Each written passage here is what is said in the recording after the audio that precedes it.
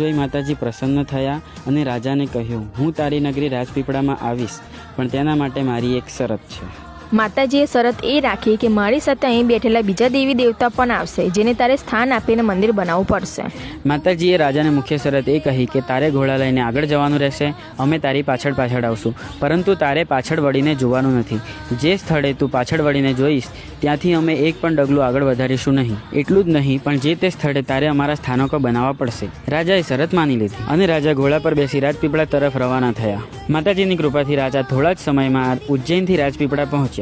રાજા આખા રસ્તેમાં હર્ષદીએ પગમાં પહેરેલ ઝાંઝરનો અવાજ સાંભળતા અને મનમાં વિશ્વાસ લાવતા કે માં હર્ષદી મારી પાછળ જ આવે છે, પરંતુ રાજપીપળામાં આવતા જ માતાજીના ઝાંઝરનો અવાજ બંધ થઈ ગયો અને રાજાનું મન ડગમગ્યું અને મનમાં શંકા જાગી. માતાજી પાછળ આવે છે કે નહીં એ જાણવા માટે રાજાએ પાછળ વળીને જોયું અને માતાજી ત્યાં જ સ્થાપિત થઈ ગયા. જેથી કહેવાય છે કે રાજપીપળાના આ મંદિરમાં મા હરસિદ્ધિ સ્વયં સ્થાપિત થયા હતા. માં હર્ષદી સાથે કયા કયા દેવી દેવતાઓ આવ્યા હતા અને આ મંદિરનું નિર્માણ ક્યારે કરવામાં આવ્યું તે નેક્સ્ટ પાર્ટમાં જાણીશું.